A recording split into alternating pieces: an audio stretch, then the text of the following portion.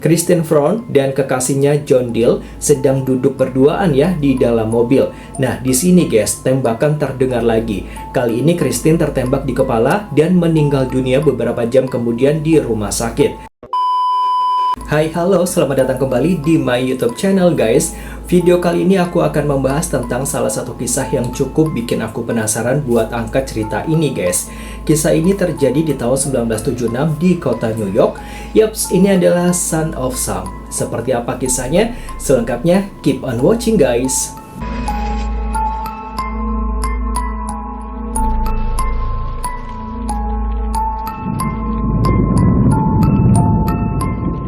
Tahun 1976, kota New York, kota yang dijuluki kota yang tidak pernah tidur guys. Di jalanan yang padat, di bawah lampu-lampu jalan yang berkedip, di balik hiruk-pikuk kehidupan yang sibuk, tersembunyi sesuatu yang sangat mengerikan guys. Saat itu, kota ini sedang menghadapi masa-masa sulit, yaitu kejahatan merajalela, ekonomi lesu, dan rasa aman perlahan mulai hilang. Namun tidak ada satupun warga yang menyadari bahwa mimpi buruk yang jauh lebih besar sedang bersiap untuk melanda guys. Sesosok makhluk dari kegelapan sedang mengamati, menunggu, dan merencanakan sesuatu yang akan membuat seluruh dunia bergidik ngeri guys. Sosok yang kelak akan dikenal dengan nama yang mengerikan, Son of Sam, atau Sang Putra Sam guys. Ini adalah kisah lengkapnya dan kita mulai dari awal ya, saat teror itu baru saja menampakkan wajahnya guys. Semuanya bermula pada malam yang hangat ya, tanggal 29 Juli 1976 di kawasan Bronx, waktu menunjukkan pukul 01.10 pagi. Nah, di pinggir jalan yang sepi guys, dua orang gadis muda bernama Donna Lauria yang berusia 18 tahun dan temannya Jody Valenti 19 tahun sedang duduk mengobrol santai dalam mobil mereka yang terparkir. Mereka baru saja pulang, mereka asik tertawa dan berbicara tentang hal-hal biasa seperti remaja pada umumnya ya.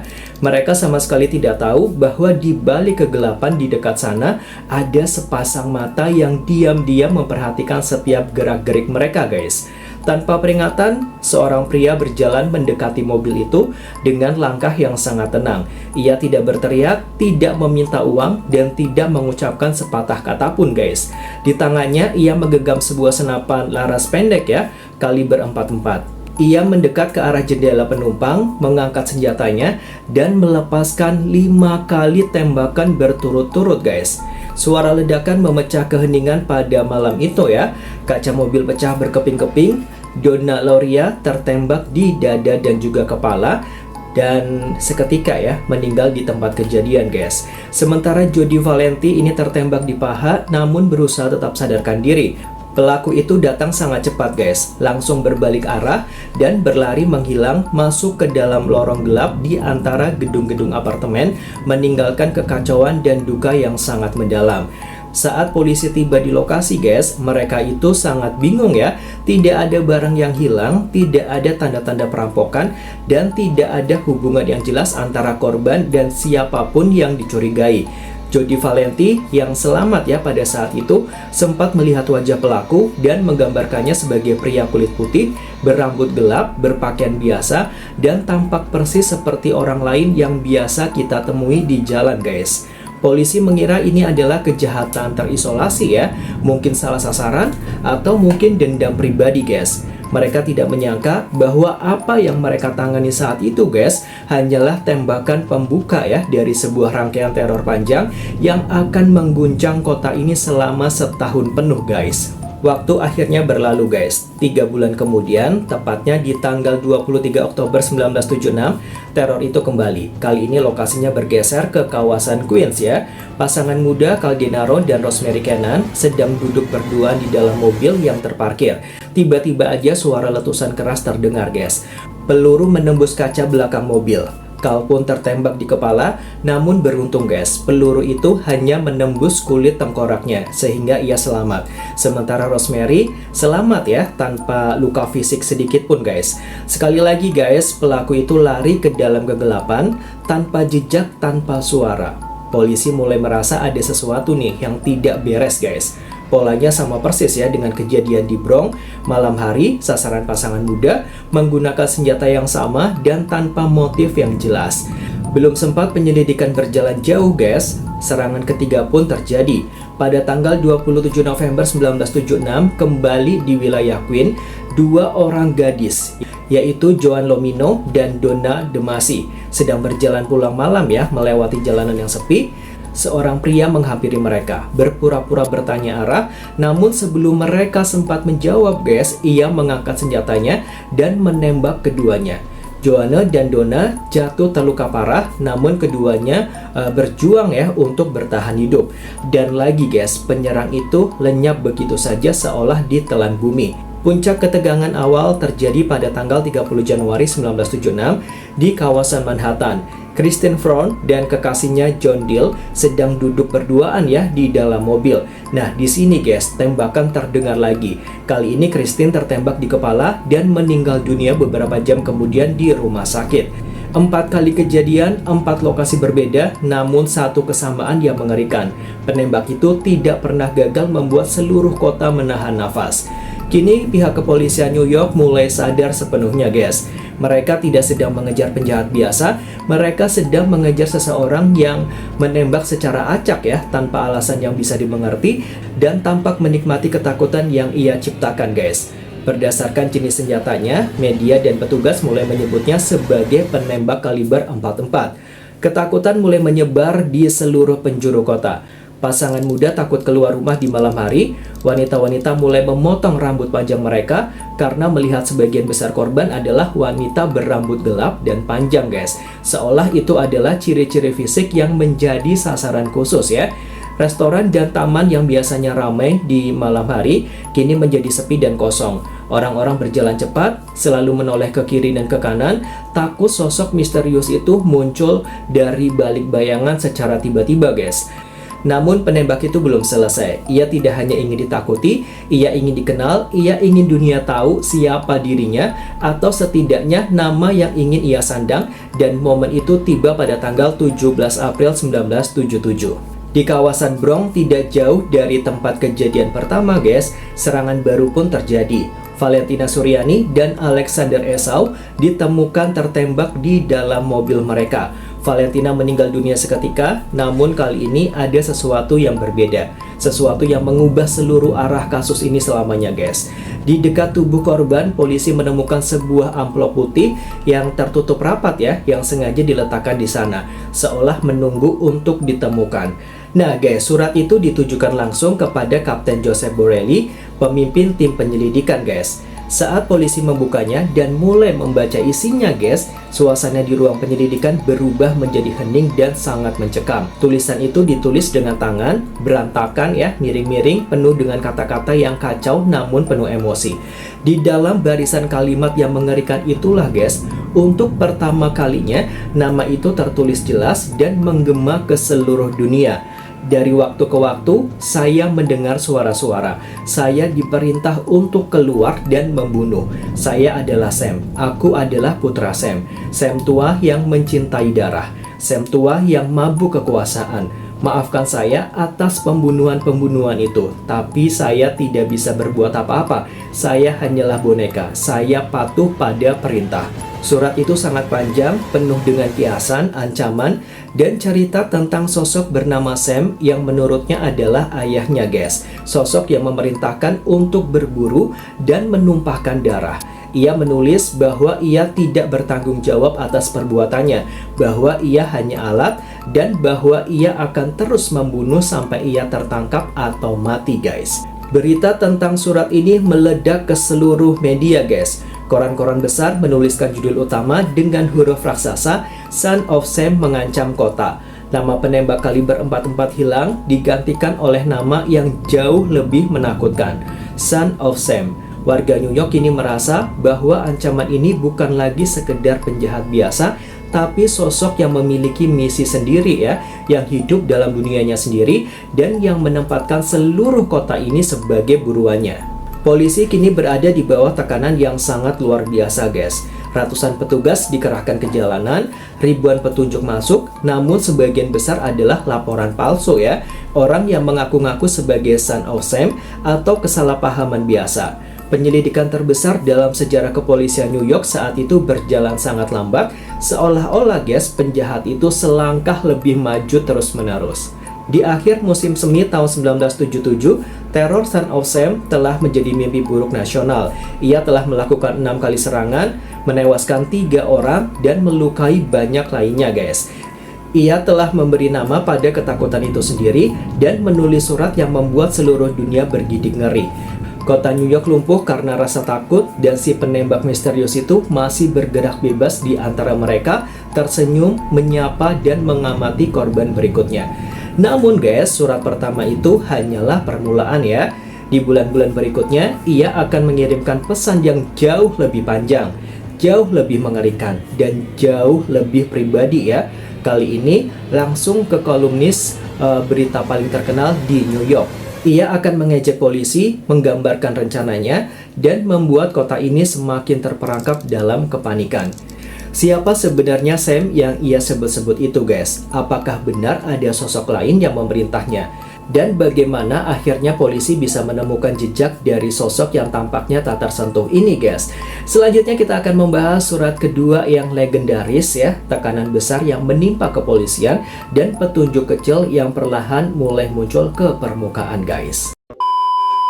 Setelah surat pertamanya yang mengerikan, nama Son of Sam tidak lagi sekedar sebutan untuk penembak misterius ini guys. Ia telah menjadi legenda ketakutan yang hidup di benak setiap warga New York. Selama berminggu-minggu setelah serangan bulan April ya di tahun 1977, keheningan mencekam menyelimuti kota ini guys. Warga berharap mimpi buruk itu sudah berakhir, berharap penembak itu sudah pergi atau berhenti. Namun guys, mereka tidak tahu, diamnya dia bukanlah tanda berakhirnya teror, melainkan tanda bahwa dia sedang menyusun sesuatu yang jauh lebih berani, jauh lebih mengerikan, dan jauh lebih publik ya. Dia tidak hanya ingin menakut-nakuti warga, dia ingin mengejek penegak hukum, berbicara langsung ke seluruh dunia ya, dan menegaskan bahwa dialah yang memegang kendali penuh atas kota ini guys. Pada pertengahan Mei 1977, surat kedua itu pun akhirnya tiba ya. Tapi kali ini alamat tujuannya berbeda. Surat panjang dan tebal itu tidak dikirim ke kantor polisi, melainkan dikirimkan khusus kepada Jimmy Breslin, kolumnis berita paling berpengaruh, paling dibaca, dan paling terkenal di kota New York saat itu guys. Breslin dikenal karena tulisannya yang tajam, lugas, dan selalu menyentuh hati masyarakat. Dan saat ia membuka amplop kotor yang bertuliskan tangannya sendiri itu guys, ia langsung menyadari bahwa ini bukan surat biasa. Ini adalah pesan langsung dari penjahat paling dicari di Amerika. Isinya jauh lebih panjang, jauh lebih kacau, lebih penuh amarah, dan lebih mengancam dibandingkan surat yang pertama. Nah, ia kembali berbicara tentang Sam tua, sosok ayahnya yang ia sebut sebagai makhluk iblis, peminum darah ya, yang memerintahkannya untuk terus berburu. Ia menulis bahwa ia hanyalah boneka yang tidak punya kuasa, bahwa ia tidak tidur, tidak tenang, dan tidak bisa berhenti meskipun ia menginginkannya. Namun bagian yang paling membuat marah seluruh kepolisian adalah saat ia secara terbuka dan langsung mengejek kemampuan mereka guys, atau kemampuan polisi ya. Ia menulis kalimat yang menjadi legenda. Kapten Borelli, aku mengasihanimu dan anak buahmu. Kalian berusaha keras, kalian bekerja sepanjang malam, tapi kalian tidak akan pernah menangkapku. Aku terlalu pintar untuk kalian. Aku berjalan di antara kalian setiap hari, tersenyum, menyapa, bahkan bertingkah laku seperti warga biasa. Tapi kalian tidak pernah tahu siapa aku. Aku akan terus membunuh, dan membunuh lagi sampai aku mati atau tertangkap. Tapi percayalah, aku tidak akan pernah tertangkap. Surat itu juga berisi petunjuk yang samar ya, namun sangat menakutkan guys, tentang rencananya di masa depan. Ia menulis tentang datangnya musim panas, tentang perburuan besar yang akan segera dimulai, dan menyebutkan nama-nama kawasan di kota yang akan menjadi sasaran berikutnya. Saat surat ini dimuat penuh ya di halaman depan New York Daily News, dibaca jutaan orang dalam sekejap mata, kepanikan melanda menjadi kepanikan yang sangat massal guys. Orang-orang merasa dia ada di mana-mana ya. Pasangan muda berhenti berkencan di luar ruangan, wanita memotong rambut panjang mereka secara massal, toko senjata dan kunci pengaman rumah kehabisan stok loh guys. Restoran, taman, dan tempat nongkrong yang biasanya ramai pun kini kosong melompong begitu matahari terbenam. Kota New York yang terkenal tidak pernah tidur kini menjadi kota yang mati suri setiap malam, guys. Di kantor kepolisian, tekanan menjadi tak terhentikan ya. Ratusan petugas dikerahkan ke jalanan, berpatroli, berpasangan mengawasi setiap sudut gelap ya. Ribuan petunjuk ini masuk setiap hari, sebagian besar palsu, sebagian lagi hanya ketakutan berlebihan. Penyelidikan terbesar dalam sejarah kota itu, guys, berjalan di tempat ya, seolah-olah Son of Sam ini memang benar-benar makhluk goib yang tidak tersentuh hukum. Namun, di balik ketegangan itu, guys, Son of Sam menepati janjinya. Musim panas baru saja dimulai, dan dia mulai kembali beraksi. Tanggal 24 Juni 1977, serangan terjadi lagi di kawasan Queen. Kali ini pasangan Salvatore Lupo dan Judy Placido ya sedang duduk berduaan di dalam mobil yang terparkir di pinggir jalan yang sepi. Tiba-tiba aja 3 kali tembakan melesat ke arah mereka. Keduanya selamat meski terluka parah ya. Namun teror itu kembali nyata. Dan kemudian datanglah malam yang menjadi titik balik seluruh kasus ini, yaitu malam 31 Juli 1977. Pada malam itu, guys, di kawasan Brooklyn, pasangan muda Stacy Moskowitz yang berusia 20 tahun ya, dan Robert Violante berusia 19 tahun sedang duduk tenang di dalam mobil mereka. Sekitar pukul 02.30 pagi, sosok itu mendekat dari kegelapan, melepaskan 4 peluru ke arah mereka, lalu berlari pergi seperti biasa. Stacy tertembak di kepala dan meninggal dunia beberapa jam kemudian di rumah sakit. Sementara Robert ini selamat ya, namun kedua matanya rusak permanen oleh pecahan kaca dan peluru.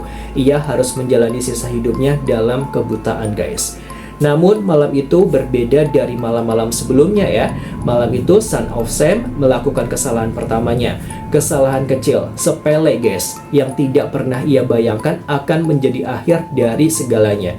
Saat ia datang ke lokasi dengan mobilnya, ia memarkir kendaraannya secara sembarangan, menghalangi jalan masuk rumah warga.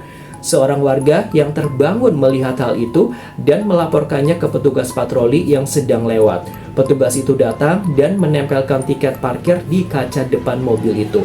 Saat itulah guys, ada seorang saksi lain yang melihat sosok pria kurus berambut gelap berdiri di balik pohon tidak jauh dari sana. Terlihat sangat gelisah, terus melihat jam tangannya, lalu berjalan cepat menjauh. Saat itu tidak ada yang berpikir itu penting ya, tapi begitu berita penembakan terdengar, saksi itu langsung menghubungi pihak kepolisian. Nah, untuk pertama kalinya guys, polisi punya 2 petunjuk nyata.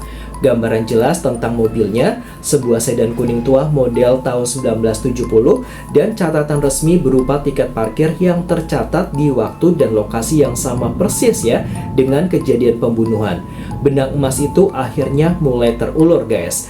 Tim penyelidikan segera mengubah strategi nih guys. Mereka menyadari bahwa untuk menangkap orang ini, mereka harus memahami pola pikir dan pola geraknya guys. Mereka mulai melakukan 2 hal besar. Yang pertama, analisis mendalam terhadap tulisan-tulisannya. Ahli bahasa dan psikolog forensik ini membedah setiap kata dalam surat-surat Son of Sam. Dari gaya bahasanya, penggunaan istilah, dan acuan tempat yang ia sebut.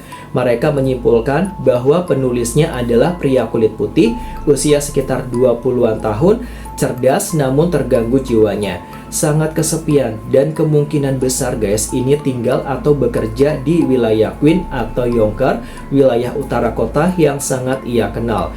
Kedua nih guys, mereka melakukan pemetaan lokasi secara rinci. Semua titik kejadian dari Bronx, Queens, Manhattan hingga Brooklyn ya, ditandai di peta besar di ruang penyelidikan. Saat semua titik itu dihubungkan guys, polisi melihat pola yang sangat mengejutkan. Semua lokasi serangan membentuk lingkaran yang rapi, dan titik pusat lingkaran itu jatuh persis di kawasan Yonkers, sekitar 16 km sebelah utara pusat kota New York sendiri. Ini artinya sangat jelas guys, pelaku tidak bergerak sembarangan. Ia berangkat dari satu titik tertentu ya, melakukan perjalanan ke kota untuk berburu, lalu kembali lagi ke titik asalnya ya. Titik itu adalah tempat tinggalnya. Dengan 2 kunci ini guys, mobil sedan kuning tua dan wilayah tempat tinggal di Yonkers, polisi memerintahkan pengecekan besar-besaran ya ke seluruh data kendaraan di negara bagian New York. Mereka mencari satu hal spesifik, pemilik mobil sedan kuning model tahun 1970-an yang beralamat di Yonkers dan yang memiliki catatan tilang parkir di kawasan Brooklyn pada tanggal 31 Juli 1977. Dari ribuan nama yang diperiksa satu persatu guys, akhirnya satu nama muncul ke permukaan, yaitu David Richard Berkowitz. Berusia 24 tahun, bekerja sebagai petugas pengiriman surat ya, beralamat di Penn Street, Yonkers. Saat petugas mulai membuka berkasnya dan memeriksa latar belakangnya, mereka menemukan hal lain yang membuat bulu kuduk mereka merinding guys ya. Beberapa bulan sebelumnya, David ini pernah melapor ke kantor polisi setempat. Ia mengeluh terus-menerus bahwa ia diganggu oleh suara gonggongan anjing tetangganya yang tidak pernah berhenti. Dan nama tetangganya itu adalah Sam Carr guys. Sama persis ya dengan nama sosok yang selalu disebut-sebut dalam surat-surat Son of Sam, yaitu Sam tua guys. Kini semua potongan teka-teki mulai menyatu dengan sempurna guys. Mobilnya cocok, lokasi tinggalnya cocok, namanya cocok, hubungannya dengan nama Sam juga cocok guys. Segala petunjuk, segala jejak, segala tantangan yang ia berikan, semuanya akhirnya menunjuk ke satu orang yang sangat nyata guys. Sangat dekat dan sangat biasa ya. Namun siapa sebenarnya David Berkowitz ini guys? Bagaimana masa hidupnya? Apakah dia benar-benar gila seperti yang ia tulis? Atau ada rahasia lain yang jauh lebih gelap di balik pikirannya? Dan bagaimana momen penangkapan bersejarah itu akhirnya terjadi yang mengakhiri teror setahun penuh itu guys? Kita akan masuk ke dalam rumah kecil di Penn Street ya, menguak masa lalu kelam yang membentuk dirinya dan menyaksikan detik-detik saat Son of Sam akhirnya berhadapan dengan hukum guys. Semua jejak, semua petunjuk, dan semua bukti kini menunjuk pada satu nama, David Richard Berkowitz. Seorang pemuda berusia 24 tahun, bekerja sebagai pengiriman surat, warga biasa, yang tinggal di sebuah rumah petak sederhana di Penn Street, Yonkers. Bagi tetangga-tetangganya guys, dia hanyalah pemuda yang pendiam, agak tertutup ya, kadang terlihat aneh dan suka bicara sendiri. Tapi tidak ada yang pernah menyangka guys, bahwa dia adalah sosok yang selama setahun penuh membuat seluruh New York gemetar ketakutan. Namun di balik wajah biasa itu tersembunyi kehidupan yang penuh kesepian, amarah, dan rasa sakit yang mendalam guys. Kehidupan yang perlahan mengubahnya menjadi Son of Sam. Untuk memahami bagaimana kejahatan sebesar ini bisa lahir guys, kita harus menelusuri kembali jejak hidupnya sejak awal. David Berkowitz ini lahir pada 1 Juni 1953 dengan nama asli Richard David Falco. Ia adalah anak kandung dari hubungan di luar nikah dan hanya beberapa hari setelah lahir, ia diserahkan untuk diadopsi oleh pasangan suami istri Nathan dan juga Pearl Berkowitz, pasangan Yahudi yang tinggal di Bronx. Meskipun tumbuh dalam keluarga yang cukup mampu guys dan terlihat harmonis ya, masa kecil David jauh dari kata bahagia. Sejak kecil ia dikenal sebagai anak yang sulit diatur, pemarah ya, sering bertindak kasar dan sangat sulit berteman. Ia merasa berbeda dari anak-anak lain guys, merasa tidak cocok dan sering dikucilkan oleh teman sebayanya. Satu-satunya orang yang benar-benar ia sayangi dan yang ia rasa benar-benar menyayanginya adalah ibu angkatnya, yaitu Pearl ya. Namun kebahagiaan kecil itu hancur saat David berusia 14 tahun. Si Pearl ini meninggal dunia karena penyakit kanker. Kehilangan sosok ibu menjadi pukulan terberat dalam hidup si David ini guys ya. Luka yang tidak pernah sembuh seumur hidupnya. Ia merasa ditinggalkan, merasa dihianati oleh takdir, dan mulai berpikir bahwa dunia ini tempat yang kejam dan tidak ada yang benar-benar peduli padanya guys. Nah, beberapa tahun kemudian guys, ia mengetahui fakta yang sangat mengejutkan bahwa ia adalah anak adopsi. Penemuan itu semakin menghancurkan hatinya guys. Ia merasa tidak diinginkan sejak lahir, merasa dibuang oleh orang tua kandungnya, dan merasa hidupnya tidak memiliki arti atau tempat yang jelas. Ia sempat mencoba mencari dan bertemu ibu kandungnya saat ia dewasa. Namun pertemuan itu berakhir dengan mengecewakan ya guys, dan semakin menguatkan keyakinannya bahwa ia benar-benar sendirian di dunia ini. Saat remaja dan hampir beranjak dewasa, David ini tumbuh menjadi pemuda yang sangat kesepian guys. Ia tidak pernah punya pacar, merasa dirinya tidak menarik bagi wanita, dan sangat iri ya melihat pasangan muda yang berjalan berdua, tertawa dan saling mencintai. Rasa iri itu perlahan berubah menjadi rasa benci, dan rasa benci itulah guys perlahan berubah menjadi keinginan yang sangat gelap untuk menghancurkan kebahagiaan yang tidak pernah ia miliki. Ia pernah masuk militer selama 3 tahun, lalu keluar dan bekerja sebagai petugas pengiriman surat. Pekerjaan yang membuatnya banyak berjalan sendiri, mengamati orang lain dari kejauhan, dan semakin tenggelam dalam dunianya sendiri yang penuh dengan amarah. Pada tahun 1976 guys, ia pindah dan menyewa sebuah kamar kecil di rumah petak di Penn Street, Yonkers. Di sanalah guys, menurut ceritanya sendiri, segalanya dimulai. Tetangga sebelah rumahnya adalah seorang pria tua bernama Sam Carr, nama yang persis sama dengan sosok yang selalu ia sebut dalam surat-suratnya. Sam Carr memiliki seekor anjing gembala Jerman berwarna hitam bernama Harvey. Sejak tinggal di sana guys, David mulai sering mengeluh bahwa anjing itu terlalu sering menggonggong siang dan malam ya, yang membuatnya tidak bisa tidur dan mengganggu ketenangannya. Ia bahkan pernah mengirim surat ancaman kepada Sam Carr dan pernah melapor ke polisi setempat karena merasa sangat terganggu. Namun dalam benak David guys, kejadian itu berkembang menjadi sesuatu yang jauh lebih mengerikan dan aneh. Dalam buku harian dan catatan-catatannya yang nanti ditemukan polisi, ia menulis bahwa gonggongan anjing itu bukan sekedar suara binatang biasa. Ia yakin sepenuhnya bahwa Harvey adalah makhluk yang kerasukan roh jahat, dan bahwa di balik gonggongannya itu guys, ia mendengar suara-suara yang sangat jelas. Suara-suara itu katanya adalah suara Sam Carr, atau yang ia sebut sebagai Sam tua, sosok iblis yang memerintahkannya untuk pergi keluar, berburu, dan menumpahkan darah manusia guys. Ia menulis bahwa ia hanyalah boneka, bahwa ia tidak punya kuasa untuk menolak, dan bahwa darah korbannya adalah persembahan yang diminta oleh Sam. Bagi dunia luar, cerita ini terdengar gila dan mustahil. Namun bagi David ya, ini adalah kenyataan mutlak guys. Di dalam kamarnya yang sempit dan berantakan guys, polisi kelak akan menemukan banyak sekali catatan tulisan tangan, peta kota dengan tanda lokasi, dan rencana serangan yang disusun dengan sangat rapi. Ini membuktikan satu hal penting guys. David tidak bertindak karena dorongan sesaat atau kegilaan tiba-tiba. Dia merencanakan semuanya dengan sangat cermat guys. Kapan dia harus pergi, rute perjalanan apa yang dia ambil, siapa yang akan menjadi sasaran, dan bagaimana cara melarikan diri agar tidak tertangkap. Kisah tentang anjing dan suara itu hanyalah cara pikirannya sendiri untuk membenarkan kejahatan yang sudah ada niatnya jauh di dalam hati. Dia menciptakan sosok Sam agar dia tidak perlu mengakui bahwa dialah yang sebenarnya ingin membunuh. Waktu terus berjalan menuju momen yang ditunggu-tunggu seluruh negeri guys. Pagi hari tanggal 10 Agustus 1977 ya, kurang dari 2 minggu setelah serangan terakhir yang menewaskan Stacy, tim kepolisian ini besar-besaran ya, secara diam-diam mengepung blok rumah di Penn Street, Yonkers guys. Ratusan petugas bersenjata lengkap bersembunyi di balik mobil, di balik pohon, dan di dalam gedung-gedung sekitar. Mereka sudah yakin hampir 100% bahwa David Berkowitz adalah orang yang mereka cari guys. Tapi mereka butuh bukti yang mutlak ya, dan mereka tidak mau mengambil resiko sedikit pun. Sekitar pukul 8.30 pagi, pintu depan rumah itu terbuka perlahan.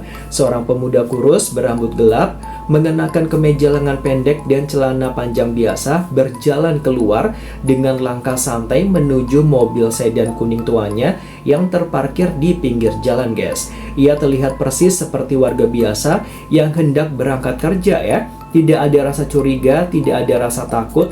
Namun saat ia hendak memegang gagang pintu mobilnya itu guys, beberapa petugas polisi langsung bergerak serentak ya, mendekat, mengacungkan senjata, dan dengan cepat menahannya.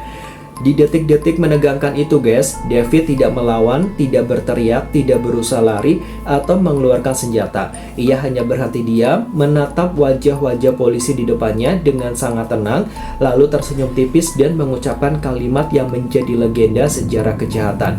Kalian akhirnya menangkapku, akhirnya kalian menemukanku. Aku yang kalian cari, aku adalah Son of Sam. Saat polisi membuka pintu mobilnya untuk memeriksa guys, Jantung mereka berdegup kencang ya, karena bukti mutlak ada di sana. Tepat di kursi depan tergeletak sebuah senapan laras pendek kaliber 44, senjata yang sama persis dengan yang digunakan dalam semua pembunuhan selama setahun terakhir. Di dalam mobil juga ditemukan peta kota dengan tanda lingkaran di lokasi kejadian dan sebuah surat yang belum sempat dikirim, berisi ancaman untuk serangan berikutnya yang sudah ia rencanakan, guys. Berita penangkapan ini menyebar secara kilat ya, hanya dalam hitungan jam seluruh dunia sudah mengetahuinya. Di jalanan New York, warga bersorak-sorai, menyalakan kembang api dan bernyanyi kegirangan seolah merayakan kemerdekaan. Kota yang selama setahun penuh hidup dalam ketakutan akhirnya bisa bernafas lega kembali, guys. Mimpi buruk itu benar-benar sudah berakhir. Sosok yang membuat jutaan orang takut keluar rumah, yang mengejek polisi, dan yang menulis surat-surat mengerikan itu kini sudah ada di balik jeruji besi. Namun kisah ini belum selesai ya guys. Saat David sudah diamankan dan proses hukum dimulai, ia mulai menceritakan hal-hal yang jauh lebih mengejutkan lagi. Ia tidak lagi hanya berbicara tentang suara-suara atau anjing iblis, ia mulai menyebutkan nama-nama orang lain, mengaku menjadi bagian dari kelompok rahasia, dan menimbulkan pertanyaan besar yang masih diperdebatkan hingga hari ini. Apakah Son of Sam benar-benar bertindak sendirian atau ada orang lain yang ikut berperan dan masih bebas berkeliaran?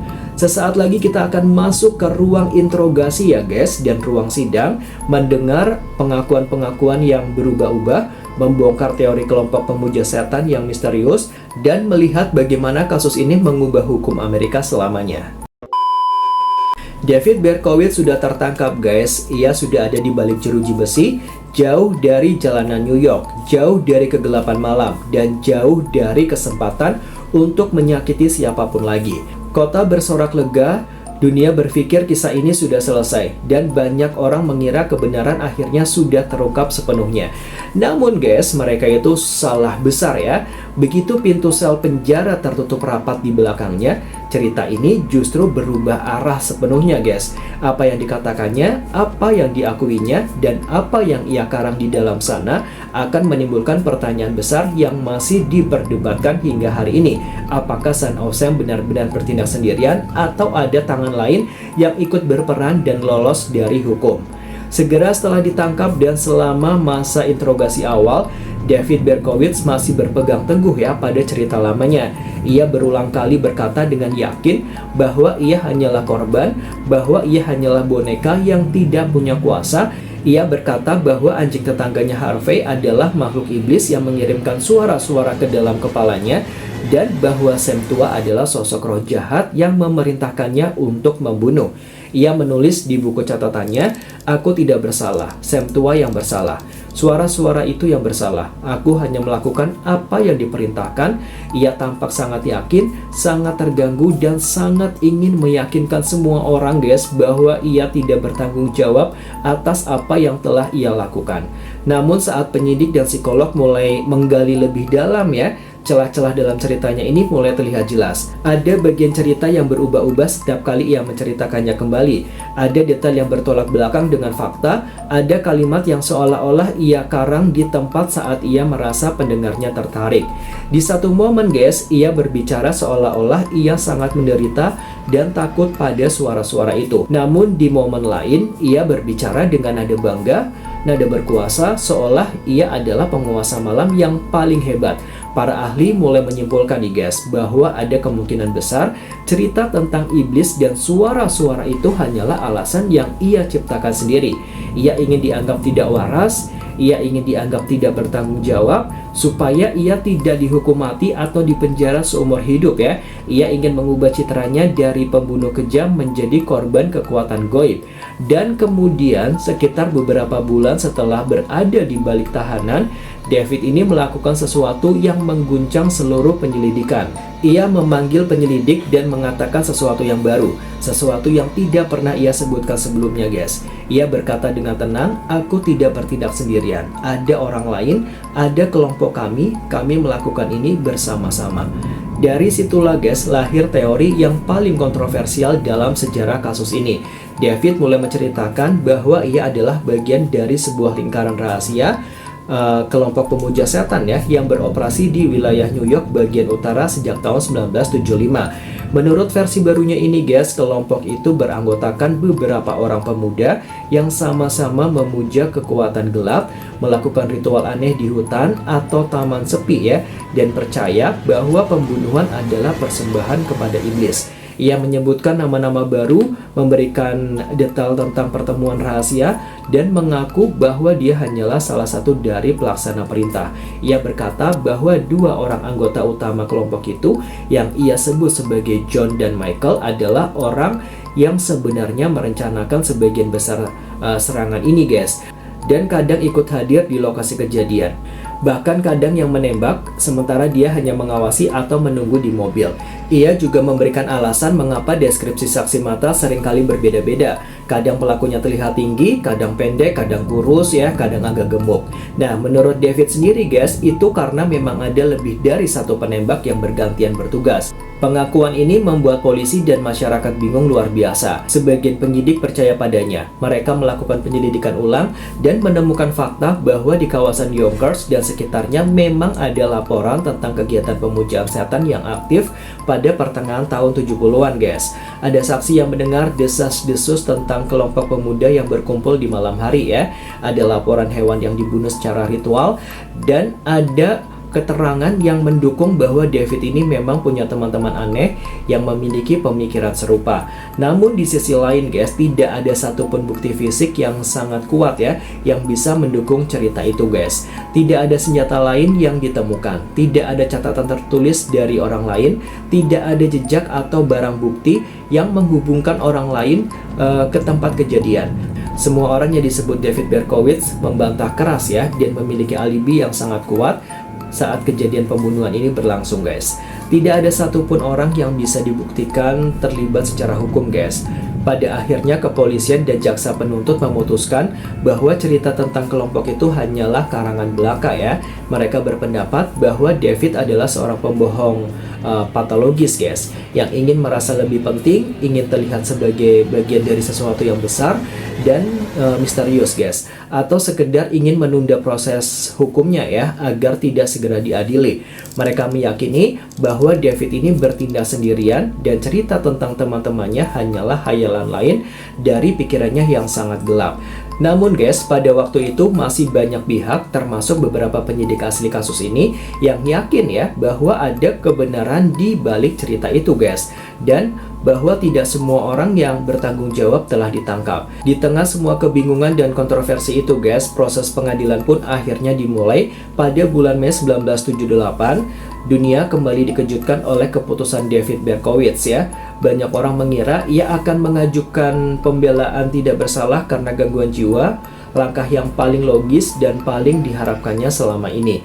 Namun, di momen yang tidak terduga, di depan hakim, di depan keluarga korban, dan di depan seluruh dunia ya yang sedang menyimak guys, David ini mengubah keputusannya. Ia berdiri tegak, menatap hakim, dan menyatakan dengan tenang, dengan sangat jelas, dan tanpa keraguan, "Saya mengaku bersalah atas semua tuduhan." Ia menolak untuk diperiksa oleh ahli jiwa, ia menolak pembelaan gila, ia menolak untuk menyalakan suara-suara atau semtua, dan ia menerima sepenuhnya bahwa dialah satu-satunya yang bertanggung jawab atas 6 kematian dan 7 luka parah yang ia sebabkan. Keputusan itu membuat banyak orang bingung ya, tapi juga memberikan kelegaan bagi si keluarga korban guys. Kasus ini selesai, tidak perlu sidang panjang, dan keadilan akan ditegakkan. Pada tanggal 12 Juni 1978 ya, Hakim Richard Brown menjatuhkan putusan akhir.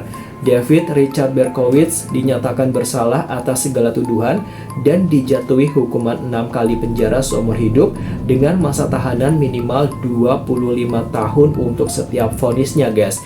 Artinya, ia akan menghabiskan sisa hidupnya di balik jeruji besi tanpa kemungkinan pernah bebas kembali ya ke tengah-tengah masyarakat.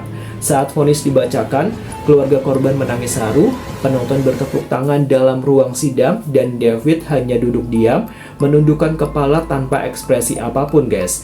Namun, dampak terbesar dari kasus ini ternyata baru saja dimulai ya. Segera setelah penangkapan, dunia hiburan dan penerbitan berebut ingin membeli kisah hidup Son of Sam. Ada tawaran jutaan dolar untuk hak pembuatan buku, film, dan wawancara eksklusif. Hal ini memicu kemarahan publik yang sangat luar biasa. Bagaimana mungkin seorang pemburu berantai bisa menjadi kaya raya dan terkenal dari kejahatan yang ia lakukan, sementara keluarga korban hanya tinggal dalam duka mendalam tanpa ganti rugi apapun. Akibat gelombang protes itu, guys, negara bagian New York mengesahkan undang-undang baru yang bersejarah yang diberi nama resmi Son of Sam Law. Isinya sangat tegas ya, melarang setiap penjahat mendapatkan keuntungan finansial dalam bentuk apapun, baik dari penjualan buku, film, wawancara, atau hak cipta cerita kejahatan mereka. Segala uang yang masuk akan disita oleh negara dan diserahkan langsung kepada keluarga korban sebagai ganti rugi ya. Undang-undang ini kemudian diadopsi oleh hampir seluruh negara bagian di Amerika dan menjadi standar hukum internasional. Ini adalah warisan paling nyata dan paling abadi dari kasus ini, guys. Sebuah aturan yang memastikan bahwa kejahatan tidak boleh dijadikan alat ya untuk mencari keuntungan atau ketenaran. Namun kisah David Berkowitz belum berakhir. Di balik jeruji besi, selama puluhan tahun berikutnya, ia akan mengalami perubahan besar yang sangat mengejutkan. Ia akan mengubah ceritanya lagi, mengaku bertobat, dan meminta maaf atas semua perbuatannya. Apakah pertobatan itu tulus? Bagaimana sisa hidupnya di dalam penjara? Dan apa makna sebenarnya dari nama Son of Sam yang tidak akan pernah hilang ya dari ingatan sejarah? Di segmen terakhir, guys, dari kisah ini kita akan menelusuri kehidupan panjang David Berkowitz di penjara, kebenaran akhir yang ia ungkapkan, dan warisan abadi yang ditinggalkannya bagi dunia. 6 kali hukuman penjara seumur hidup, itulah akhir hukum dari perjalanan mengerikan David Berkowitz. Vonis itu menutup babak kejahatannya di jalanan, namun membuka babak panjang lainnya ya di balik dinding tebal penjara. Babak yang berlangsung lebih dari 40 tahun hingga hari ini, guys. Jauh dari hiruk-pikuk dan ketakutan kota New York, jauh dari sorotan lampu dan pengejaran polisi, sosok yang dikenal sebagai Son of Sam hidup dalam kesunyian, mengalami perubahan besar yang sangat mengejutkan, mengubah kembali ceritanya untuk terakhir kalinya, dan meninggalkan jejak yang tidak hanya mengubah hukum, tapi juga cara kita memandang kejahatan, penyesalan, dan sisi gelap jiwa manusia, guys. Ini adalah segmen terakhir penutup dari kisah lengkap sang putra Sam setelah divonis bersalah pada tahun 1978. David Berkowitz dipindahkan ke berbagai lembaga pemasyarakatan keamanan tinggi ya di negara bagian New York, dimulai dari penjara Attica yang terkenal keras hingga akhirnya menetap di penjara Sullivan di utara negara bagian itu, guys. Di awal masa tahanannya, ia masih sama ya seperti saat ditangkap, penuh amarah, suka membuat keributan, sering melanggar aturan, dan masih sesekali mengirim surat-surat aneh ke luar penjara yang berisi ancaman atau tulisan kacau. Ia masih mempertahankan sebagian ceritanya tentang suara-suara dan kekuatan goib, seolah masih ingin meyakinkan diri sendiri dan orang lain bahwa ia hanyalah korban. Namun sekitar tahun 1979, guys, sesuatu yang besar dan mendalam terjadi dalam dirinya, sesuatu yang mengubah seluruh sisa hidupnya. Ia mengaku telah mengalami pertobatan rohani. Ia mulai membaca Alkitab dengan tekun, belajar ajaran agama Kristen, dan mulai merenungi setiap perbuatannya di masa lalu.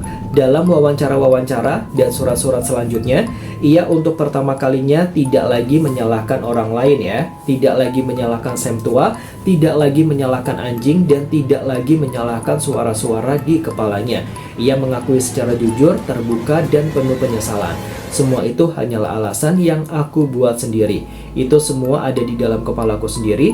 Akulah yang menginginkannya, akulah yang merencanakannya, akulah yang melakukannya. Tidak ada iblis, tidak ada kekuatan goib, hanya aku, seorang manusia yang penuh dosa, penuh amarah, dan gagal mengendalikan dirinya. Ia menjelaskan bahwa kisah tentang Harvey si anjing gembala yang kerasukan setan hanyalah hayalan yang ia bangun untuk melindungi dirinya sendiri, guys. Ia tidak sanggup menghadapi kenyataan pahit bahwa dialah sumber kejahatan itu.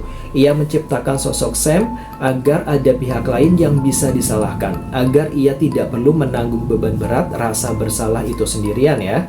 Ia mengaku selama masa pertahanan yang panjang itu guys, ia perlahan menyadari betapa besar penderitaan yang ia timbulkan ya, betapa banyak nyawa yang ia hancurkan, dan betapa dalam duka yang ia tinggalkan bagi keluarga korban. Ia hidup setiap harinya dalam penyesalan yang mendalam, kesadaran bahwa tidak ada apapun yang bisa ia lakukan untuk mengembalikan waktu atau menebus nyawa yang sudah hilang. Selama puluhan tahun di dalam penjara guys, David ini dikenal sebagai salah satu narapidana yang paling taat aturan, paling tenang, dan paling rajin beribadah. Ia menolak semua tawaran besar dari luar, jutaan dolar yang ditawarkan penerbit atau produsen film untuk membeli kisah hidupnya. Ia menegaskan berulang kali bahwa ia tidak berhak mendapatkan keuntungan apapun dari penderitaan orang lain. Ia juga berulang kali menolak haknya untuk mengajukan pembebasan bersyarat. Meski secara hukum ia berhak mengajukannya ya setiap 2 tahun sekali sejak tahun 2002. Dalam setiap sidang pembebasan guys, ia berkata dengan tegas, "Saya tidak pantas bebas. Saya telah melakukan kejahatan yang sangat kejam dan tidak termaafkan. Biarkan saya tetap di sini sampai akhir hidup saya. Itu adalah hukuman yang pantas saya terima ya. Dan itu adalah cara satu-satunya saya untuk sedikit menebus kesalahan saya." Di tahun-tahun terakhir ini guys, usianya yang sudah menginjak 70-an tahun, David Berkowitz akhirnya menceritakan versi lengkap dan terakhir dari kisahnya. Versi yang jujur, tanpa hiasan, dan tanpa alasan apapun ya. Ia mengungkapkan bahwa motif utamanya sangat sederhana, namun sangat mengerikan, balas dendam kepada dunia. Sejak kecil ia merasa tidak diinginkan, merasa dibuang oleh orang tua kandungnya, merasa kehilangan ibu angkatnya, merasa kesepian seumur hidup, merasa tidak pernah dicintai, dan sangat iri melihat pasangan muda yang bahagia guys. Wanita berambut panjang gelap yang menjadi sasaran utamanya adalah tipe wanita yang selalu ia impikan, tapi tidak pernah bisa ia miliki. Ia ingin membuat orang lain merasakan rasa sakit ya, ketakutan dan kesepian yang selama ini ia rasakan sendirian. Ia ingin menjadi seseorang yang dikenal, yang ditakuti, yang tidak bisa diabaikan lagi oleh siapapun. Tentang teori kelompok pemuja setan yang pernah ia sebutkan dan sempat mengguncang penyelidikan bertahun-tahun lalu, ia kemudian mengaku bahwa itu hanyalah karangannya semata guys. Ia mengarang cerita itu karena ia ingin merasa menjadi bagian dari sesuatu, ingin terlihat lebih hebat dan misterius, dan ingin mengalihkan perhatian dari kenyataan pahit bahwa ia bertindak sendirian sebagai orang yang sangat kesepian dan hampa guys. Kasus Son of Sam dan sosok David Berkowitz mengajarkan kita satu hal nih guys, yang sangat penting dan menakutkan ya.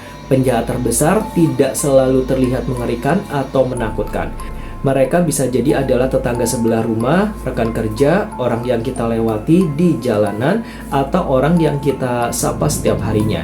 David Berkowitz adalah orang biasa yang dipenuhi emosi gelap, amarah, iri hati, kesepian, dan rasa benci yang tidak pernah bisa ia atasi guys, yang ia biarkan tumbuh dan yang akhirnya meledak menjadi kejahatan yang mengerikan. Ia bukan makhluk goib, bukan boneka, bukan iblis ya. Ia hanyalah manusia yang gagal mengendalikan sisi buruk dalam dirinya sendiri. Namun guys, di balik sosok penjahat itu, nama Son of Sam telah meninggalkan dampak yang sangat besar dan abadi bagi Amerika Serikat dan juga dunia tentunya. Dampak terbesar dan paling nyata lahir segera setelah penangkapannya. Lahirnya hukum Son of Sam, aturan yang melarang penjahat mendapatkan keuntungan finansial dari kisah kejahatan mereka, kini berlaku di hampir seluruh negara bagian Amerika dan menjadi standar internasional. Hukum ini guys memastikan bahwa kejahatan tidak boleh dijadikan alat untuk mencari kekayaan atau ketenaran ya, dan memastikan bahwa keluarga korbanlah yang berhak mendapatkan royalti atau ganti rugi, bukan pelaku kejahatan itu sendiri guys. Selain hukum, kasus ini juga mengubah cara kepolisian bekerja selamanya ya. Saat itulah untuk pertama kalinya polisi menggunakan metode pemetaan lokasi kejahatan dan analisis perilaku secara sistematis, teknik yang dikembangkan khusus untuk mengejar Son of Sam dan kini menjadi standar utama dalam menyelesaikan kasus-kasus pembunuhan berantai di seluruh dunia guys. Kota New York pun berubah selamanya. Masa-masa kelam di tahun 1976 sampai 1977 ya, menjadi pelajaran sejarah yang tak terlupakan. Bukti bahwa ketertiban dan keadilan akhirnya akan menang, guys. Tidak peduli seberapa lama dan seberapa sulit perjuangannya. Hingga hari ini, David Berkowitz masih hidup dan mendekam di balik jeruji besi, menua sendirian di balik dinding dingin, menjalani hukuman seumur hidup yang ia anggap sebagai penebusan dosa. Namun guys, nama Son of Sam tidak lagi identik dengan kekuasaan atau ketakutan. Hari ini guys, nama itu menjadi peringatan abadi bagi kita semua ya. Bahaya bisa bersembunyi di balik wajah yang paling biasa sekalipun. Emosi gelap yang dipendam bisa menjadi bencana besar dan kejahatan. Seberapapun hebatnya, seberapapun pintarnya, dan seberapapun lama ia bersembunyi, pada akhirnya guys, tidak akan pernah bisa lari dari tanggung jawab ya. 6 nyawa melayang, 7 nyawa lain hancur, dan berubah selamanya.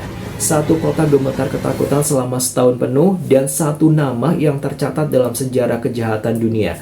Son of Sam, sang putra Sam. Kisah ini bukan sekedar cerita tentang pembunuhan atau penangkapan.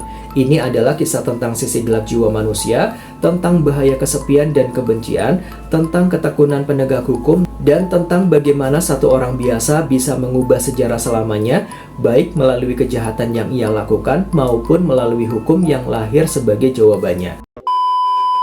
Oke guys, itu tadi kisah Son of Sam. Terima kasih telah mengikuti perjalanan kisah ini ya.